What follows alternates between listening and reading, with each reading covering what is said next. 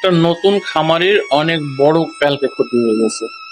আমাকে একটা নতুন খামারি, যার জন্য আমি অনেক ভিডিওতে নতুন খামারিদের জন্য উদ্দেশ্য করে অনেক ভিডিও ভিডিও ছাড়ি, জানা জিনিস তারপরে ছেড়ে দিই।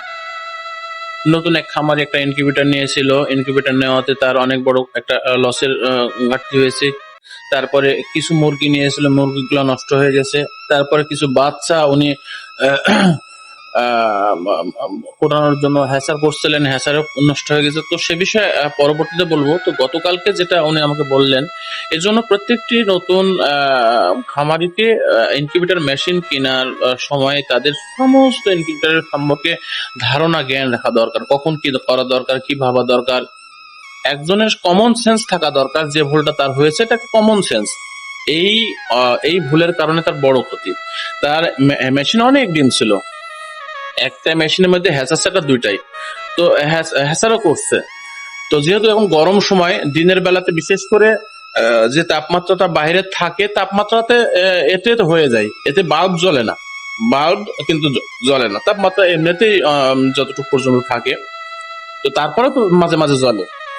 তো ওনার হয়েছে কি, উনি গতকালকে আমাকে হঠাৎ করে ফোন দিয়ে করছে, ভাই আমার অনেক বড় ক্ষতি হয়ে গেছে। কি নাতে, আমি ইনকিউবেটর মেশিনে যেহেতু ওনার ডিমটা আবার টার্নিং করতে হয়, নিজেই টার্নিং আছে কিন্তু টার্নিং এর সমস্যা, হাত দিয়ে টার্নিং করে দিতে হয়। তো উনি 3 ঘন্টা পর পরে উনি টার্নিং করেন। তো টার্নিং করছে বলতে 4-5 দিন ধরে আমি টার্নিং করি, কিন্তু আমি ভিতরের বাল্ব যে 4-5 দিন আগে কেটে গেছে এটা আমি কখনো খেয়াল করিনি। আর যেহেতু গরমের সময় উনি যখন টার্নিং করে বাল্বটা বন্ধ থাকে, ফ্যান তো চলে, যেহেতু ফ্যানটা ডাইরেক্ট দেওয়া থাকে ফ্যান চলে, ফ্যানে তো সমস্যা না।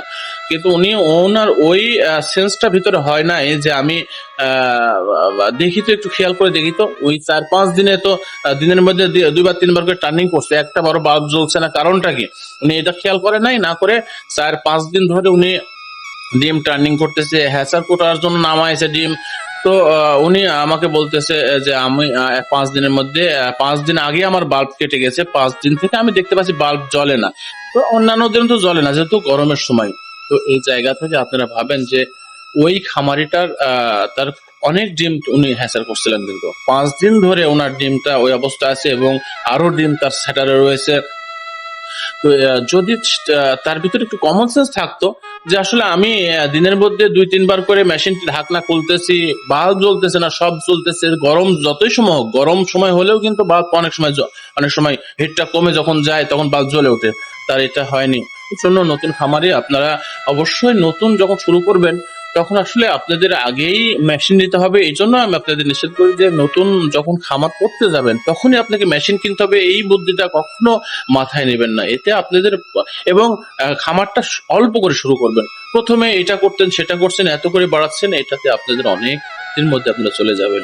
এই যে খামারিটা এই কাজ হয়েছে, তার যে 5 দিন ধরে ডিমটা টার্নিং বাল্বটা নাই ভিতরে, দিনের দিনের বেলাতে ঠিক আছে, দিনের বেলাতে তার সমস্যা হলো না, বাল্ব না থাকলে সমস্যা হলো যে তাপমাত্রা আছে। কিন্তু রাত্রে এই যে 11টা-12টার পর যে ঠান্ডা পড়তেছে, ভোরের দিকে আরো ঠান্ডা পড়তেছে, এতে ডিমের ব্রণগুলো থাকবে। এর ভিতরে আপনার অনেক সময় বাল্বের কারণে আর্দ্রতার যে একটা কম বেশি একটা হিসাব যুক্ত হয়ে থাকে। এটা আপনার যে বাচ্চাগুলা হ্যাচারে ছিল, এই যে বাচ্চাগুলা বের হবে, এগুলা আপনার বের হবে, ওই খামারিটার বাচ্চা সব ভিতরে নষ্ট হয়ে গেছে। তো এই জন্য আপনারা যখন ইনকিউবেটর মেশিন চালাবেন তো টোটাল কখন কোনটা হয়, কি করতে হবে আপনাকে খেয়াল নজর রাখতে হবে। পানি কখন দিতে হবে, পানি না থাকে, এই যে নানান বিষয় আছে। তো আপনাদের আস্তে আস্তে আমি একটা ইনকিউবেটরের বিষয়ে একটা নতুন খামারি ইনকিউবেটর যদি নিয়ে থাকেন, কিভাবে কি করতে হয়, চালাতে হয়, কখন কোনটা দেখতে হয়, খেয়াল করতে হবে, আমি আস্তে আস্তে আমি বলার চেষ্টা করব। তো যাই হোক, আমি এটা তুলে ধরলাম। আপনারা যখন ইনকিউবেটর নেবেন তো একটু সচেতন ভাবে ইনকিউবেটর গুলো চালাবেন। আসসালামু আলাইকুম।